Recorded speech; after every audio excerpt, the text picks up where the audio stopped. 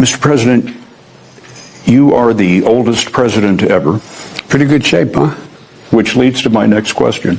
You are more aware of this than anyone. Some people ask whether you are fit for the job. And when you hear that, I wonder what you think. Watch me.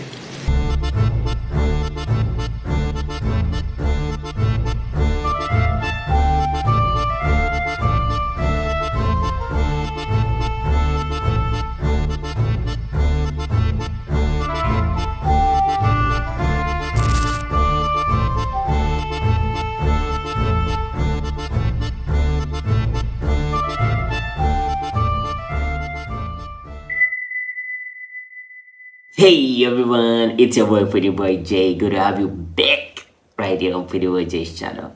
So guess what? Today we are diving into a hot topic that's been buzzing around the June 2024 presidential election debate between President Joe Biden and the former President Donald Trump. If you haven't yet seen my initial reaction to the debate, check out the link in the description below. And I want to say thank you so much, guys. I mean, that video is doing crazy numbers, man. And be sure to like and subscribe if you are new.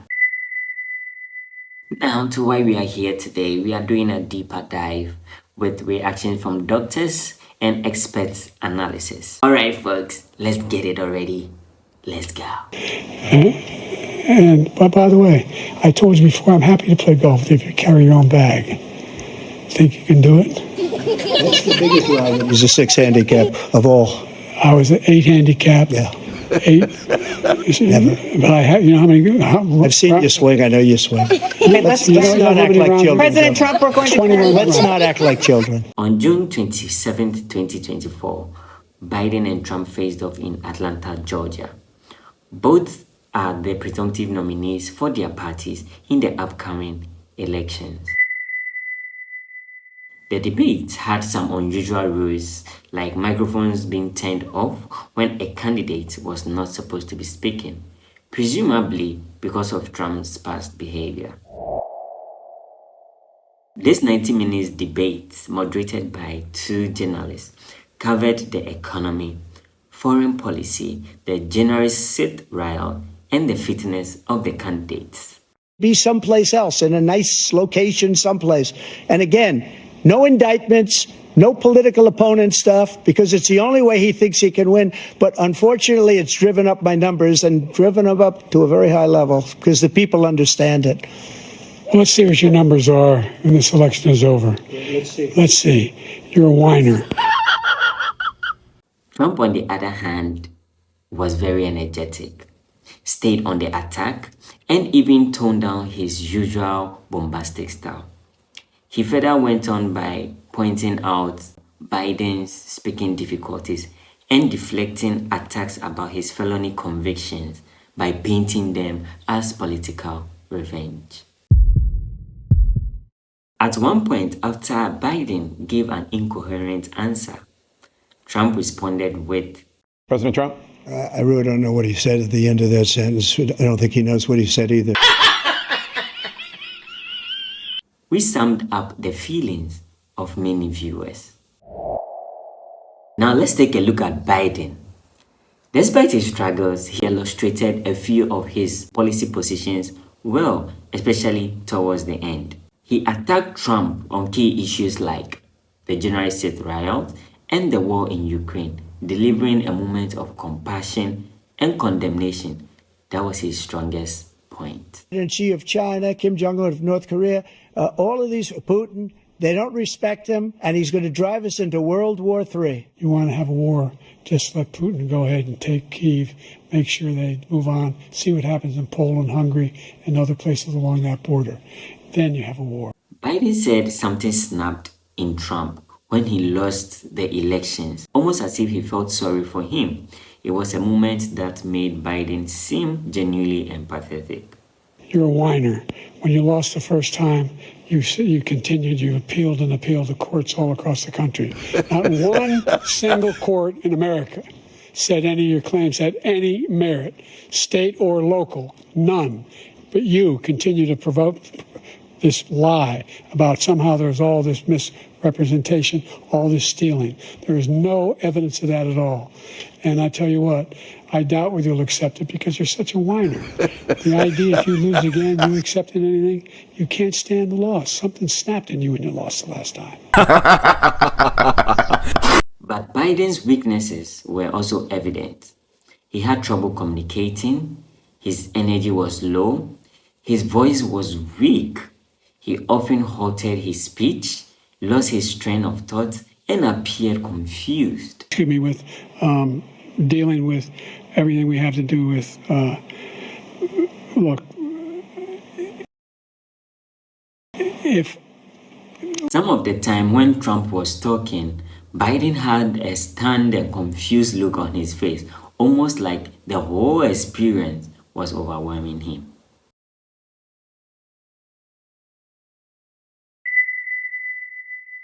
Trump mostly stayed on the offensive, but he wasn't as obnoxious or overbearing as usual. He didn't interrupt or talk over his time excessively, and his facial expressions were more restrained.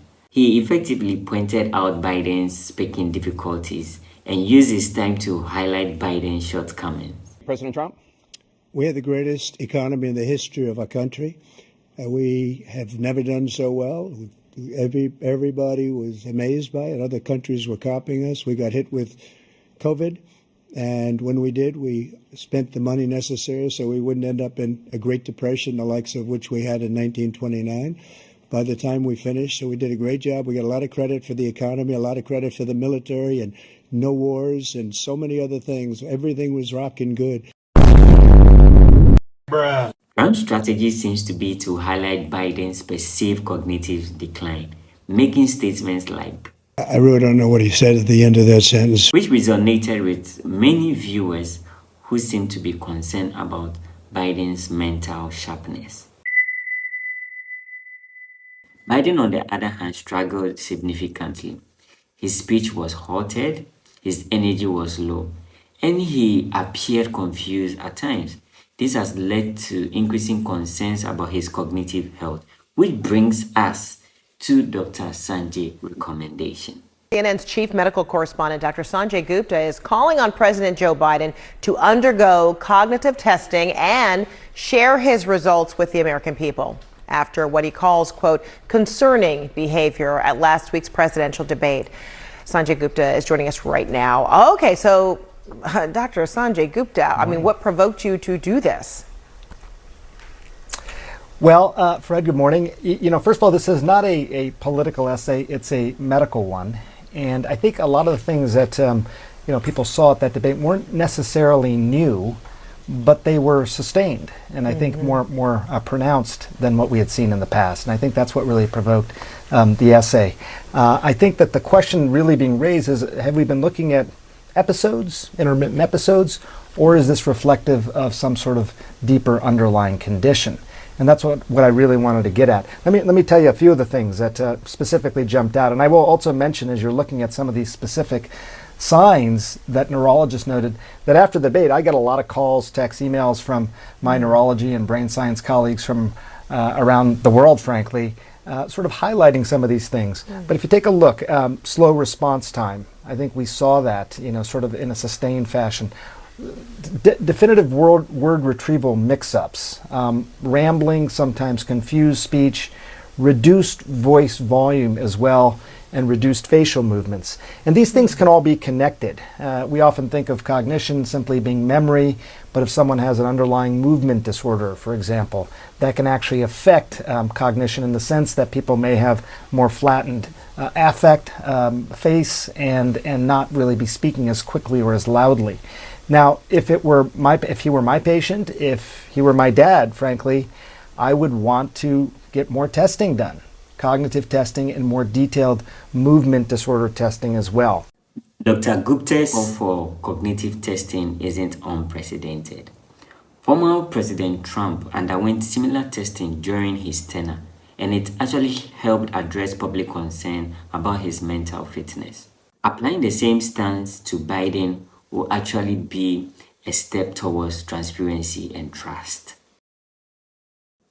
By undergoing and sharing the cognitive test results, Biden can address these concerns head on and reassure the public of his capability to serve effectively. This transparency is crucial for maintaining public trust in the leadership of the country.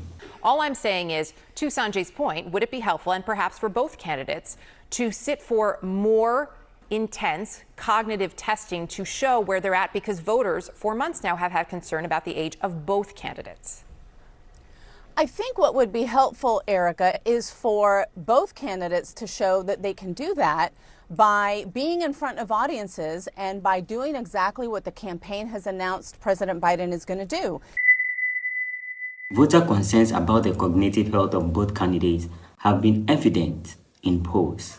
Equal scrutiny ensures a fair assessment and emphasizes that cognitive health is a matter of national importance, not partisan politics. Let's turn to concerns that voters have about each of you. President Biden, you would be 86 at the end of your second term. How do you address concerns about your capability to handle the toughest job in the world well into your 80s?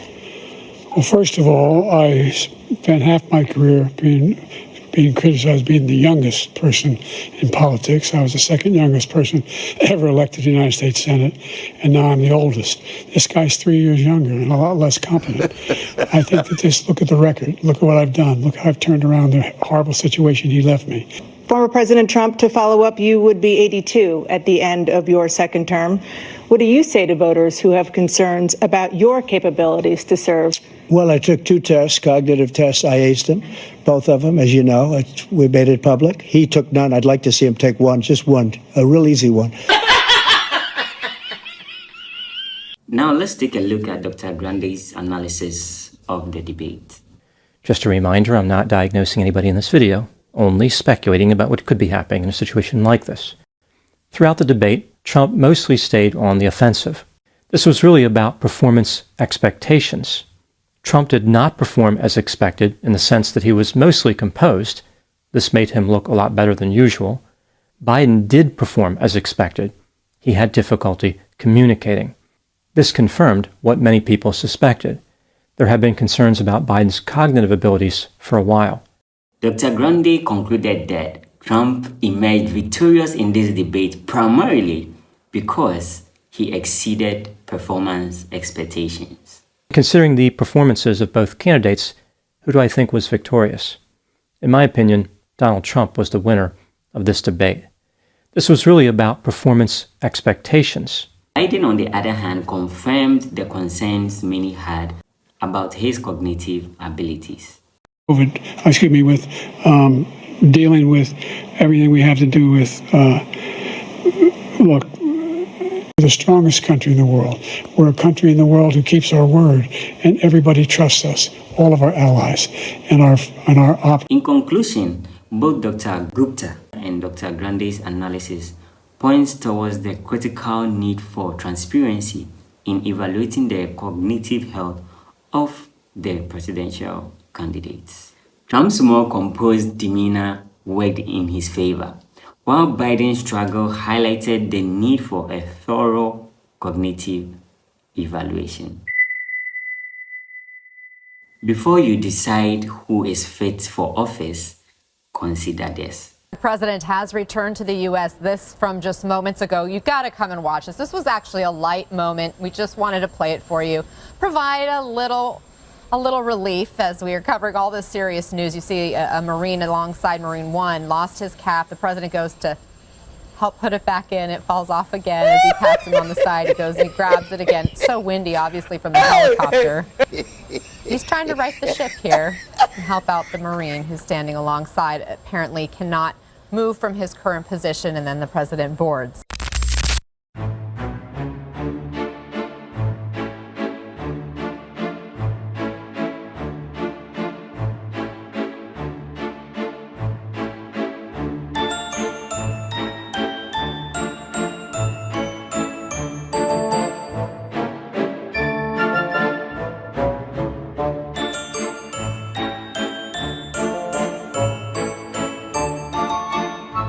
So what do you think? Should Biden undergo a cognitive testing? Let me know your thoughts in the comment section below. Thanks for watching. Don't forget to like, subscribe, and hit the bell icon for more insightful videos. Stay informed and stay healthy. Until then, I'll see you guys in the next one. It's your boy, Pretty Boy J. Adios. I'm out.